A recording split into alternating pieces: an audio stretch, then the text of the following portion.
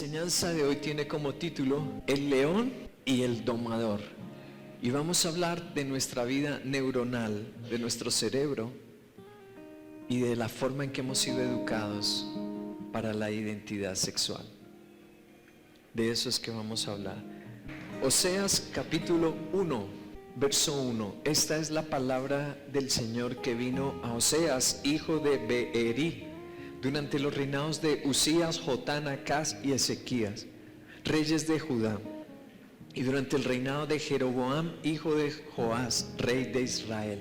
La primera vez que el Señor le habló por medio de Oseas, le dijo: ve y toma por esposa a una mujer prostituta y ten con ella hijos de prostitución, porque el país se ha prostituido por completo, se ha apartado del Señor. Oseas fue y tomó por esposa a Gomer, hija de Diblaim, la cual concibió y le dio a luz un hijo. Entonces el Señor le dijo: ponle por nombre Jezreel, porque dentro de poco haré que la casa de Jehú pague por la masacre en Jezreel.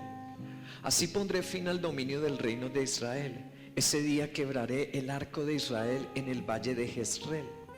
Gomer volvió a concebir y dio a luz una niña.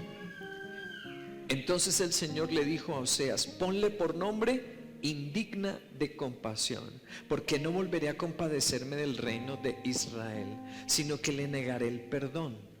En cambio tendré compasión de la tribu de Judá y la salvaré, pero no por medio de un arco, ni de espada, ni de batallas, ni tampoco por medio de caballos y jinetes, sino por medio del Señor su Dios.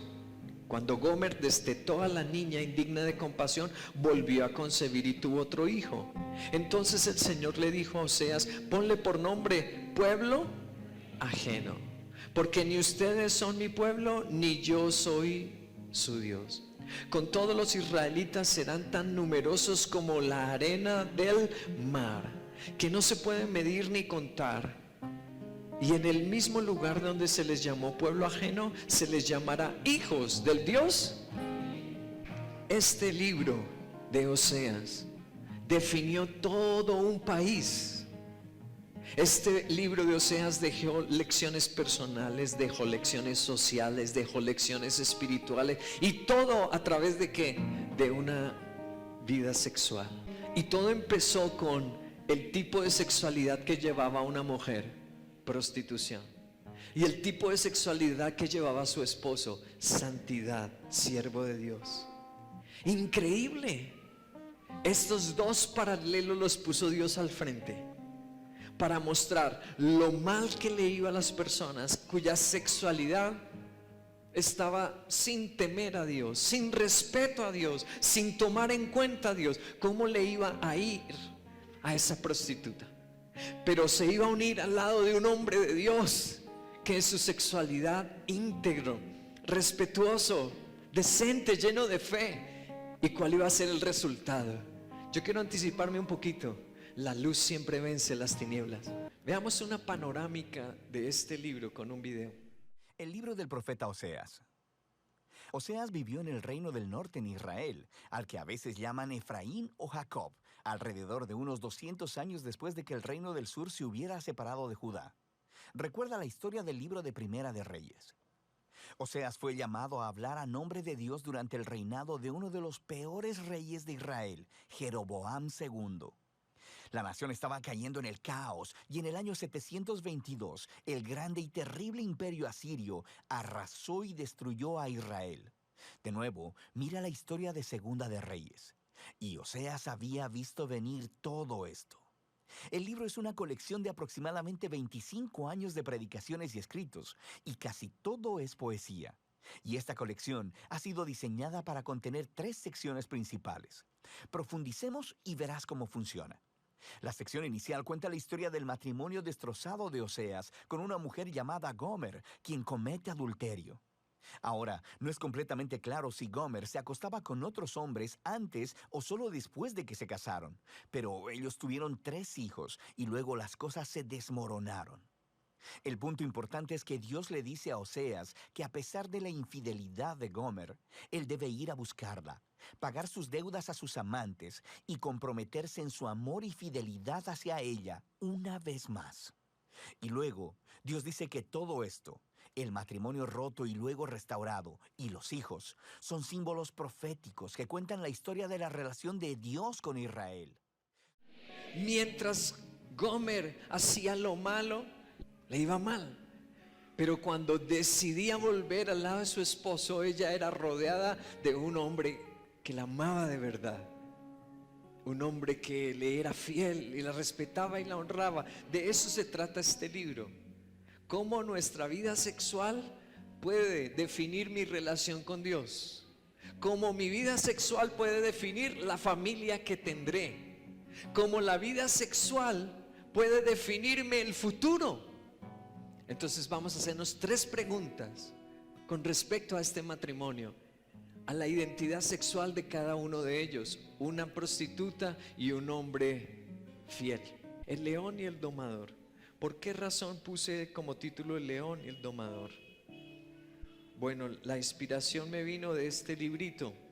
Salió hace unos años, se llama así el libro, La verdad desnuda. 30 preguntas que tus padres esperan que nunca les hagas acerca del sexo. Y aquí George McDowell, les voy a leer una porción de una explicación que nos hace y habla del cerebro. Voy a leerles. El sistema límbico lidia con las urgencias y los apetitos. Lo que está iluminado allí es lo que les llaman el sistema límbico de nuestro cerebro. ¿Y de qué se encarga esa parte? De las urgencias, de nuestros deseos, ahí nacen, en esa porción. El sistema límbico lidia con las urgencias y los apetitos, los deseos. Solo la corteza frontal puede tomar decisiones conscientes basándose en las consecuencias futuras. Donde se toman las decisiones no es ahí. Esta es la corteza. Lo que está en amarillo en la parte derecha de la pantalla es nuestra corteza prefrontal del cerebro. Y ahí se toman las decisiones. En la parte izquierda está el sistema límbico. ¿Y ahí qué nacen? Los deseos en el sistema límbico. ¿Pero dónde se toman las decisiones? Corteza prefrontal. Ahí se toman las decisiones. Vuelvo a leer. El sistema límbico lidia con las urgencias y los apetitos. Pero solo la corteza frontal puede tomar decisiones conscientes basándose en las consecuencias futuras. Piénsalo de esta forma.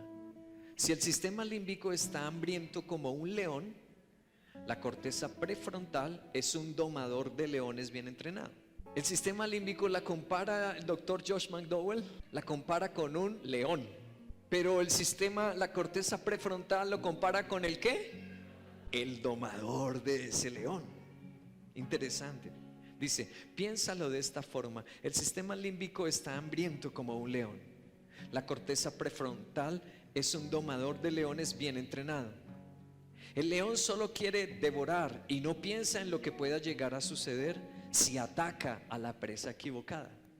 El domador de leones utiliza recompensas y consecuencias para domar los apetitos animalescos del león. Científicamente hablando, los jóvenes son leones. Durante la adolescencia, la corteza prefrontal está prácticamente dormida. Durante la adolescencia, esta parte prefrontal está prácticamente ¿qué? Dormida al volante. Y el sistema límbico está en piloto automático. De hecho, el interruptor para cambiar el funcionamiento del sistema límbico a la corteza prefrontal no solo suele completarse hasta llegar a los 25 años. Biológicamente hablando, la corteza prefrontal de los adolescentes no está madura para cumplir el rol de director general o de jefe del cerebro. Pero los jóvenes en esta etapa de desarrollo toman decisiones en cuanto al sexo, sin saber que tendrán consecuencias por el resto de sus vidas. Si Si estás enfadado y no sabes muy bien por qué, si te parece que tus padres no te entienden y que, ¡ay, el mundo es muy injusto!, estás sufriendo el imparable paso de la adolescencia. Esto nos ha pasado a todos y ahora en Hazte la Lista puedes saber por qué. El cerebro no es una estructura invariable con la que naces y mueres sin que sufra ninguna modificación, más bien todo lo contrario, y esos cambios son precisamente los que harán que te adaptes a las necesidades de tu edad adulta. Tienes que pensar en tu cerebro como un lugar en construcción al que están cambiando todo el cableado y que a partir de los 11 años empieza un proceso necesario en el que se desechan las conexiones que no se utilizan y las otras se reconfiguran para que sean más rápidas y fiables. Esta es la glándula que regula, entre otras cosas, la emoción, los sentimientos, la agresividad y que para mayor gloria de nuestra adolescencia alcanza su madurez antes que otras zonas del cerebro y es la responsable de que nos entren esas ganas irrefrenables de alejarnos lo más posible de nuestros padres y de que no midamos los riesgos de manera adecuada. Esto es porque la amígdala prima la recompensa por encima de los posibles riesgos. A diferencia de la amígdala, la corteza prefrontal es la que regula el ánimo y la atención, pero también planifica el futuro y las consecuencias que tienen tus actos. Como ves, funciones de lo más útiles y, sin embargo, las que más tarde alcanzan su desarrollo dentro del cerebro, hasta los 24 años. Así que es bastante más lenta en sus operaciones que la amígdala, que ya está desarrollada. ¿A que ya has vislumbrado el problema? Vamos a verlo. Como acabamos de ver, el cerebro no se desarrolla de la misma manera en todas las áreas, sino que es un arco de desarrollo lento y desigual que provoca la torpeza típica del adolescente. ¿Y no sería más fácil si madurara todo de una vez? En realidad no. La plasticidad de la corteza prefrontal hace que el adolescente se adapte mejor a los cambios y lo prepara para salir del nido, que es al fin y al cabo lo que necesitamos para convertirnos en adultos. El cerebro del adolescente se centra sobre todo en dos cosas, las emociones y los amigos. Y es que en ambas situaciones se pone en marcha una hormona neurotransmisora llamada oxitocina que nos produce bienestar cuando nos relacionamos socialmente, pero también cuando vamos con un coche a 180 km/h por la autopista. Como veis, a nuestro cerebro aún le cuesta valorar los riesgos. ¿Interesante o no? ¿Les parece interesante? ¿Qué opinan? Los científicos también le llaman al sistema límbico el circuito de los deseos. Recuerda, en ese lugar se desarrollan nuestros deseos, nacen nuestros impulsos y deseos. Pero según la ciencia, para decidir correctamente qué deseos sigo y qué deseos no sigo, para ser sabio y tener buenas consecuencias, tiene que tener maduro el sistema prefrontal. Pero el sistema prefrontal solo está maduro ¿a qué edad? ¿Leímos? Hasta este tiempo está maduro el sistema prefrontal. Es decir, Dios es sabio o no es sabio al decir a los jóvenes sométanse a sus padres. Imagínate, no se sabía esto de la ciencia, pero Dios que nos creó ya lo había advertido y en la Biblia estaba escrito que en la adolescencia tú lees los proverbios y dice, empieza los proverbios en el capítulo 1 y dice, atiende a los consejos de tu padre. La ciencia está descubriendo lo que la Biblia ya decía, que nosotros debemos aprender a tener obediencia, tener sujeción, pedir consejo hasta madurar.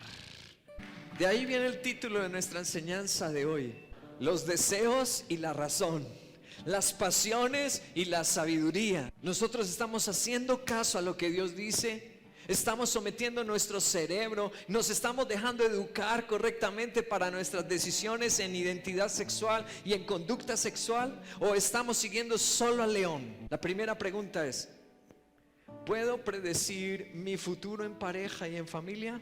Volvamos al profeta Oseas en el versículo 2.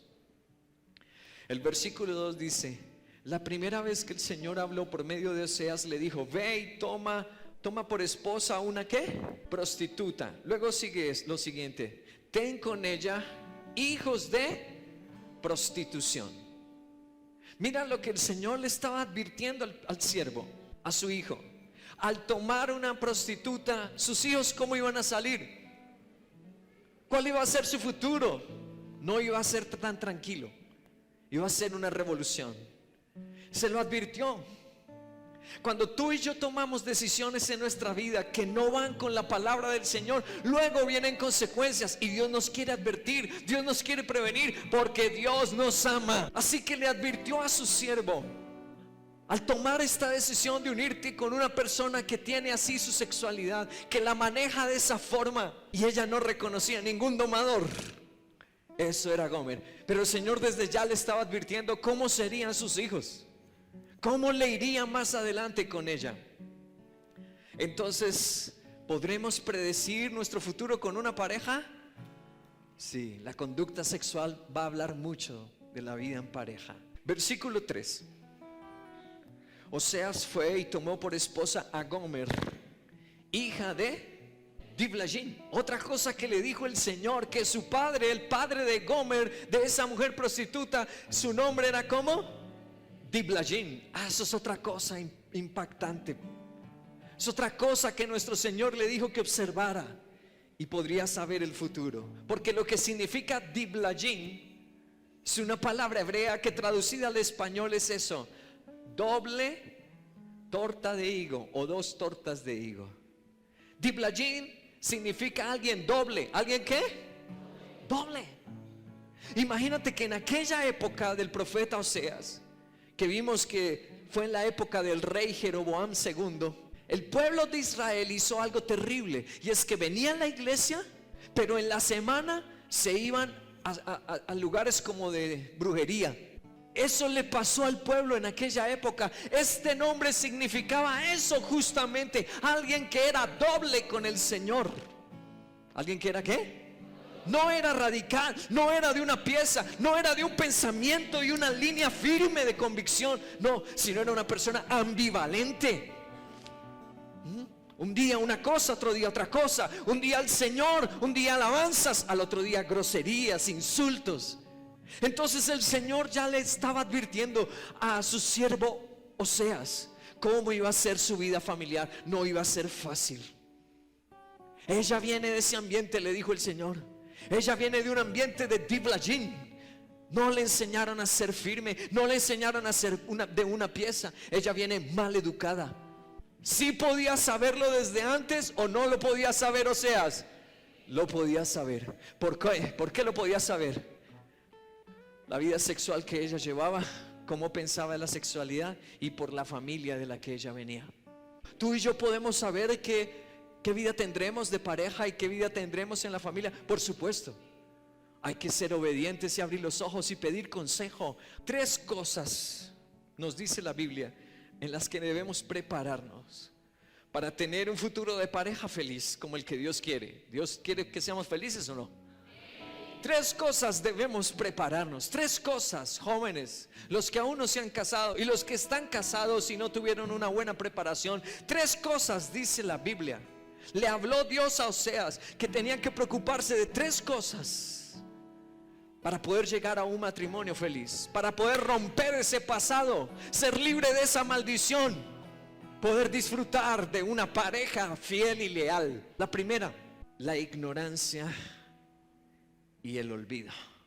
¿Cómo así? Leámoslo. Oseas capítulo 4 verso 6. Y dice: pues por falta de conocimiento mi pueblo ha sido destruido. Puesto que rechazaste el conocimiento, es decir, la Biblia, la instrucción, el discipulado, yo también te rechazo como mi sacerdote. Ya que te olvidaste de la ley de tu Dios, yo también me olvidaré de tus hijos. Wow. Lo primero que el Señor le muestra a Oseas en lo que tiene que trabajar: adquirir conocimiento y no olvidarse.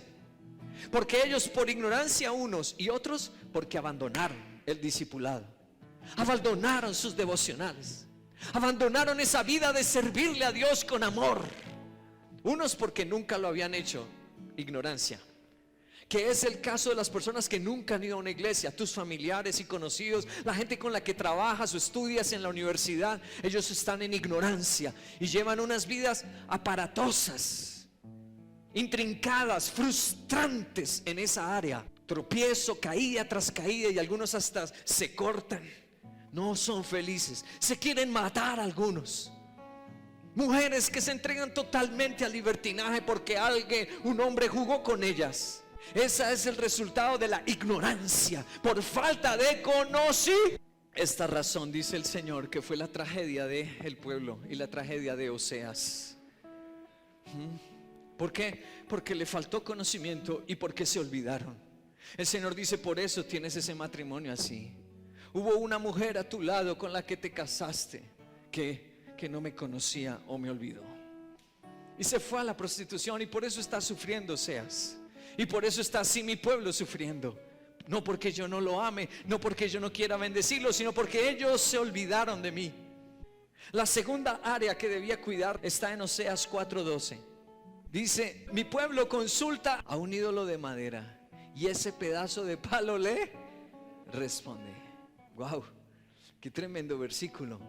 La segunda área que debe cuidar un creyente que desea una vida de pareja feliz. Lo segundo es cuidado con caer en la idolatría. Cuidado con la idolatría. El pueblo de Dios ya no recurría al ayuno.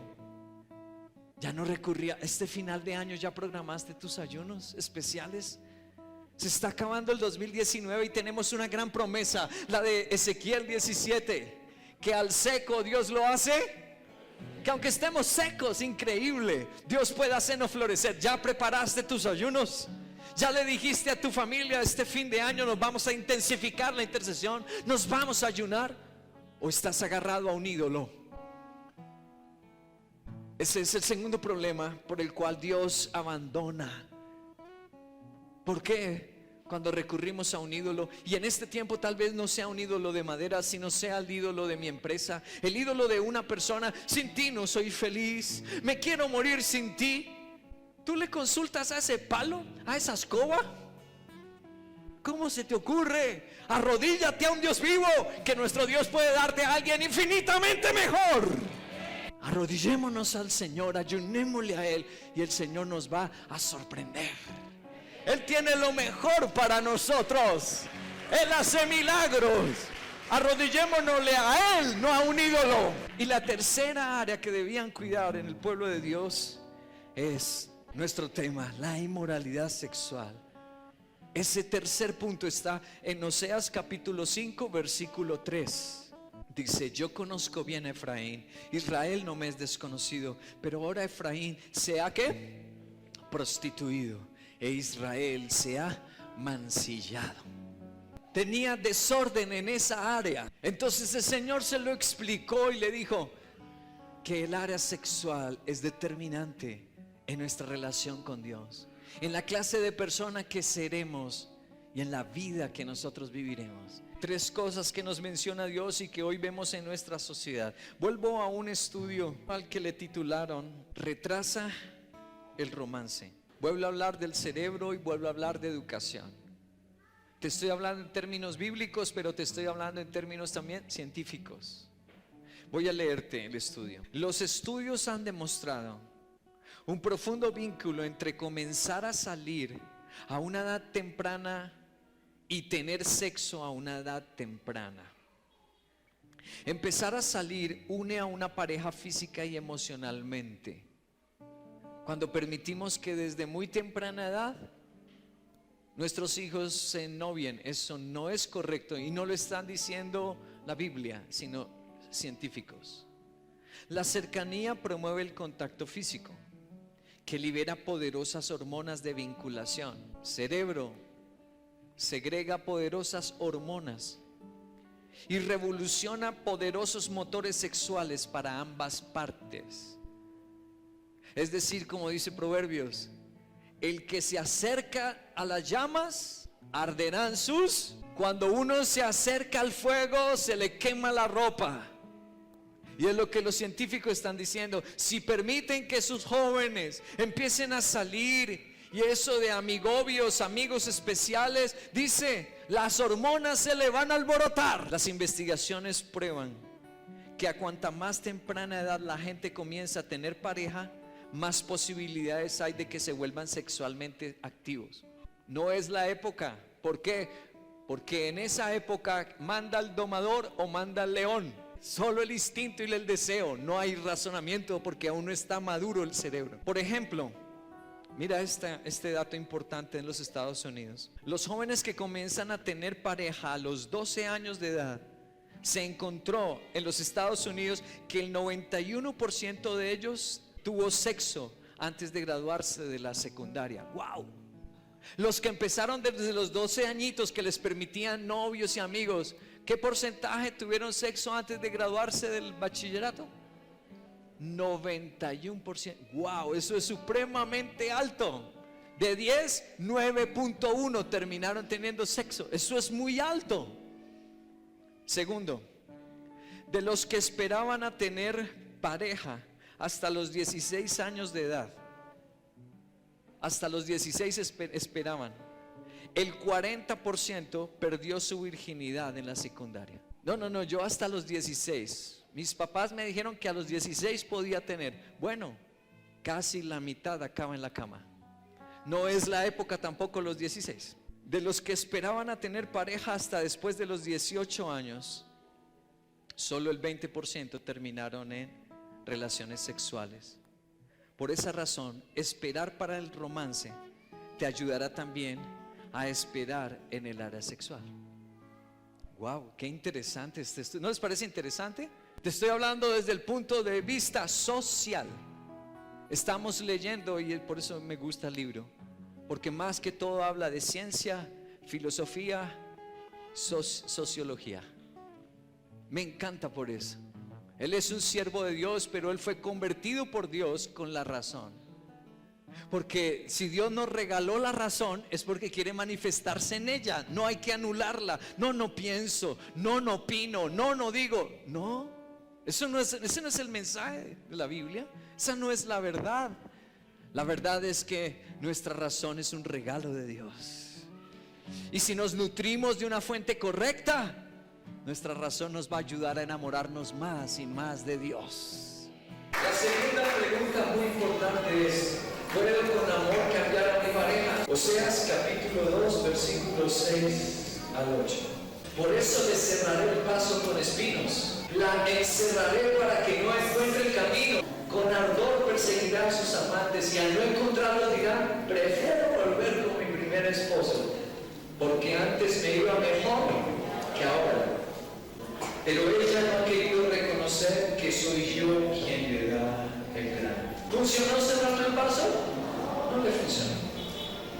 Primer principio importante: sacándola del ambiente. No, yo sé que ahora sí, ya no va a estar con sus amigos. Si yo estoy con él, con ella, ya no va a estar en ese ambiente. Mira querido, yo creo que tú lo sabes bien el dicho. El mono o el chimpancé, aunque se vista de cera, el chimpancé se queda. Sigue siendo rico, así lo vistas de lo que sea. La naturaleza del ser humano, nadie la cambia sino Dios nuestro Señor. Él probó sacándola al ambiente, dice: le cerraré el camino con espinos, la voy a sacar del ambiente. Y come, dice, le seguía hablando. ¿Te das? El segundo intento y el segundo esfuerzo que hizo está en Oseas 2:2. Échele en cara a su madre que ni ella es mi esposa ni yo soy su esposo, que se quite del rostro el maquillaje de prostituta. Esa terapia fue fuerte. ¿Cuál fue esa terapia? ¿Presión de quién? De la familia. ¿A quién le dijo que la confrontaran? Oseas le dijo a quién que la confrontaran. A los hijos, díganle a su madre. Es decir, puso a los hijos que le hicieran una terapia de choque. La van a confrontar y van a decir: mamá, usted es una prostituta, ¿no le da vergüenza? Y aún así, Gomer se le volaba. No funcionó. El tercer esfuerzo extremo que hizo Oseas está en capítulo 3, versículos 2 y 3. Compré entonces a esa mujer por 15 monedas de plata y una carga y media de cebada, y le dije: vas a vivir conmigo mucho tiempo, pero sin prostituirte. No tendrás relaciones con ningún otro hombre, ni siquiera yo te voy a tocar. Wow, esa fue la tapa, el colmo. Pagó por ella. Se le había ido a un burdel y él fue hasta allá a rescatarla y pagó. La compró para sacarla del burdel. Y le dijo: nada, Ya sé el colmo, mujer. Me tocó comprarte, pagar por ti. Tienes que cambiar. Ni siquiera yo te voy a tocar. Yo estoy contigo es porque te amo. No por tu cuerpo. Porque te amo. Esa fue la tercera medida extrema y aún así esa mujer no cambiaba. Tenaz. La Biblia dice así, uno de los salmos dice: si el Señor no edifica la casa, en vano trabajan los constructores. Y dice: si el Señor no cuida la ciudad, en vano vela la guardia. Hacía un ejército. Hacía un ejército. Pero si el Señor no nos ayuda, nada funciona. Es mejor no tener ejército, es mejor no tener presión familiar ni ninguna cosa, pero sí tener al Señor. El Señor y yo venceremos. Vamos otra vez al cerebro. Hoy estamos hablando de cerebro y de la forma que somos educados. Ahora vamos a un artículo de National Geographic, un estudio publicado por la National Geographic. Le titularon así: cerebros adolescentes. Dice, para empezar, los axones. ¿Qué son los axones? Son las conexiones que tenemos entre las neuronas y las células del cerebro. Esas conexiones que ahorita vamos a ver en fotografías, se le llaman axones a esas conexiones. Largas fibras nerviosas que las neuronas usan para mandar señales a otras neuronas. Se cubren gradualmente de una sustancia grasosa y aislante llamada mielina, es decir, la materia blanca del cerebro, con lo que su velocidad de transmisión aumenta hasta 100 veces. Muy bien. Y quiero hablarles de esa sustancia especial. La mielina se llama. Voy a darles algunos datos interesantes de nuestro cerebro. Nuestro cerebro pesa aproximadamente 1.3 kilogramos. ¿Cuántas neuronas tenemos? Aproximadamente 10.000 millones de neuronas tenemos. Hay otras células en el cerebro que se llaman células de soporte y son 100.000 millones aquí en el cerebro. ¿Y cuántos son esos conectores? Axones, o esos conectores son centenas de billones. Cada segundo, 1 billón nuevo de conectores en nuestro cerebro se desarrolla. O sea que en el tiempo que estuvimos aquí en el culto, billones de nuevas conexiones se hicieron, pero buenas conexiones, porque nuestro cerebro todo el tiempo está aprendiendo. Cada segundo 1 billón de nuevos conectores. Así que hay que tener cuidado qué vemos, qué escuchamos, qué aprendemos, porque se crean nuevas conexiones. Otro estudio que menciona aquí Josh McDowell en su libro La verdad desnuda, dice: no todos los cerebros están equipados para el sexo. ¿Recuerdas a esos cientos de billones de conectores en el cerebro? Cuando uno nace, esos conectores están desnudos. Al entrar en la adolescencia, un aislante llamado mielina recubre a esos conectores. La mielina se sigue formando hasta más allá de los 25 años. Este conducto de mielina actúa justo como el aislante de un cable eléctrico y permite que los impulsos eléctricos sean enviados por tu cerebro para que viajen por el nervio más rápido y de manera más eficiente. Algunos de los nervios que se cubren durante la adolescencia conectan áreas del cerebro que regulan el control de las emociones, del juicio y de los impulsos. En otras palabras, tu cerebro no se conecta para tomar decisiones sabias y rápidas en cuanto al sexo hasta que llegues después de los 25 años.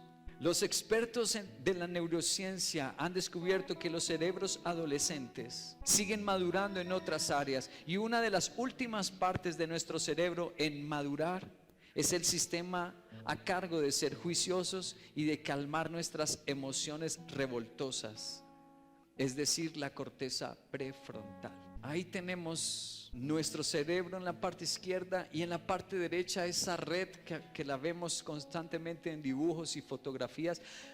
Ese es los axones, las conexiones cerebrales. ¿Y hasta qué edad están maduras y cubiertas de mielina? Hasta los 25. Antes, ¿qué pasa?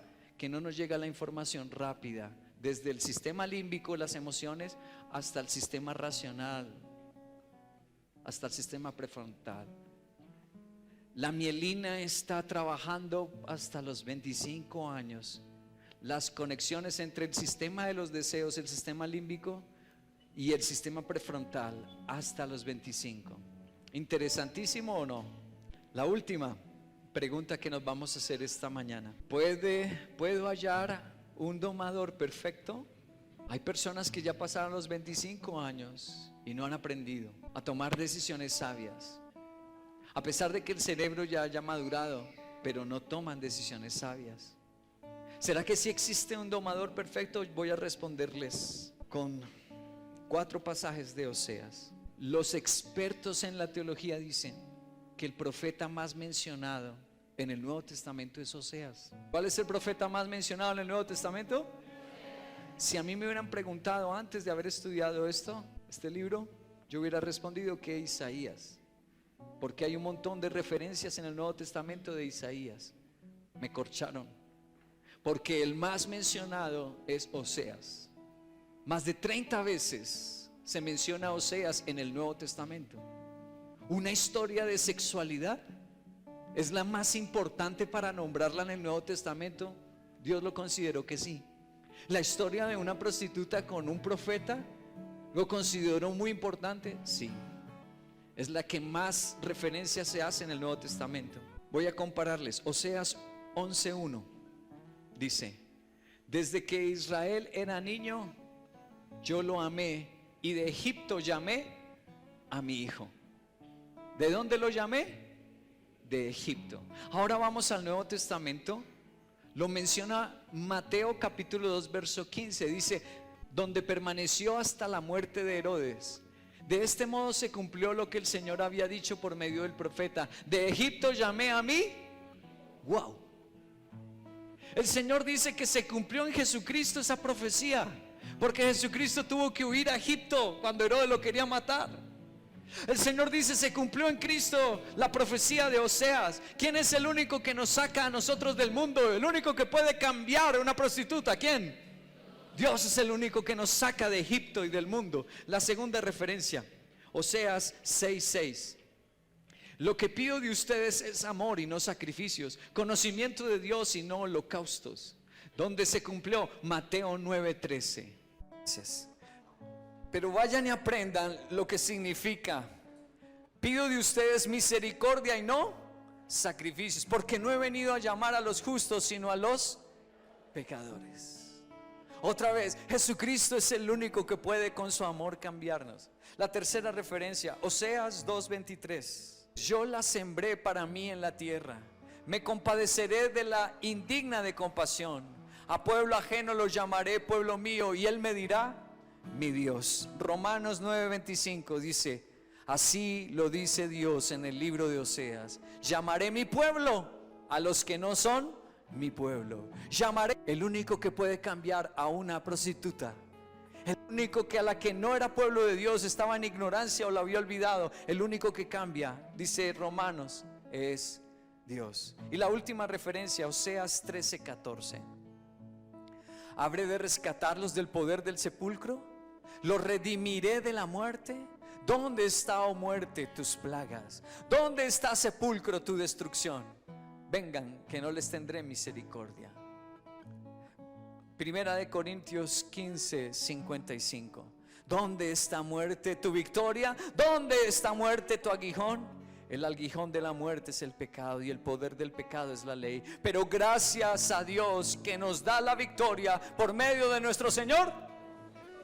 Wow. A la última pregunta tenemos este resumen. Jesús es el que me saca de Egipto. Segundo, Jesús es el que me cambia si me enamoro de Él. Tercero, Jesús cambia mi pasado en un futuro feliz. Y cuarto, Jesús me mantiene en victoria hasta la eternidad. Pido el mejor aplauso para nuestro Señor Jesucristo. Gracias, Rey. Qué lección tan impresionante. Nuestros esfuerzos no funcionan, pero Jesús sí funciona. Para cambiar una pareja, para cambiar una familia. Si tú has cometido equivocaciones y errores, hace unos domingos pasados hablé de la historia de esta mujer. I remember the first time that the XXX Church handed me a Bible. Growing up, I didn't know God in my life at all. I always always wanted to know him, but I never did. So when I got this Bible that said that Jesus loves porn stars, I was a little taken back because I thought to myself, how could Jesus love a porn star? How could he love me? I sell myself for money. That seems like it goes against everything I've ever heard anybody talk about. How on earth could Jesus love me? And so I didn't actually read the Bible right away because I was a little bit scared. And so a few years later, when I finally did read the Bible, I realized that Jesus does love me, and he does love me as a porn star. He just didn't love the act of sex that I was committing, you know. But Jesus does love me, regardless of where I am or what I've done. He loves me regardless. God's word has completely changed my life. I remember before I opened up the Bible just feeling so broken and so lost, and I didn't know what I was doing with my life. I didn't understand my purpose or calling, or did I even have purpose or calling? I had no idea. And I remember one day I had to go film a porn scene in Las Vegas, and I remember feeling like I need to bring my Bible. And so I grabbed the Bible, and I was high on drugs, and I get on the airplane that day and I begin to read the book of Revelation. And in the book of Revelation, it was Revelation 2:20. It talks about, God says, there's something that I have against you. You tolerate this woman named Jezebel, and she is committing adultery and leading my people into adultery. And that day I heard the truth, and the truth set me free, because I remember thinking, I'm that woman. Like, that's me. I am leading people into adultery every single day, and I don't think, now that I know that I'm not supposed to be doing this. This is not my purpose. This is not my calling. I am not meant to be a porn star. I'm not meant to be a prostitute. These are not the things that I'm supposed to be doing with my life. And I just remember thinking, I'm supposed to help people. All of the hurt and all the pain that I've gone through, I'm meant to help people. I'm not meant to hurt them. And so I went to the set that day, and I told everybody that this is going to be my very last porn scene. And they thought I was a little crazy, but I didn't care. And after I filmed that scene that day, I grabbed my Bible and I started reading it every single day, and God has continued to strengthen me, and he's continued to grow me into the woman that I am today. And now I know that I have purpose. I know that I have a calling. Everybody in life has a purpose. Everybody in life has a calling. And I realized that through reading God's. Ahí la tenemos a ella, Britney de la Mora. Salió en Noticias Caracol. La entrevistó la W aquí en Colombia. La ha entrevistado CNN, Fox News, y las cadenas más importantes de televisión del mundo la han entrevistado a Britney de la Mora. ¿Y por qué la han entrevistado? Por eso que dice allí, la ex actriz porno. Ella era la Gomer, pero en esta época. Ella era una prostituta que daba su cuerpo por dinero. Y lo que asombra, y por eso la han entrevistado tantas personas la han entrevistado a Britney, es porque la historia de Gomer es la historia de ella. Y se cumplió porque un hombre de Dios se enamoró de ella. Ahora, al lado de su esposo, un pastor. Ella es una pastora en los Estados Unidos, y predica y evangeliza y restaura un montón de vidas. Es decir, que las historias de la Biblia no son fantasía. Cristo sí tiene el poder para cambiar.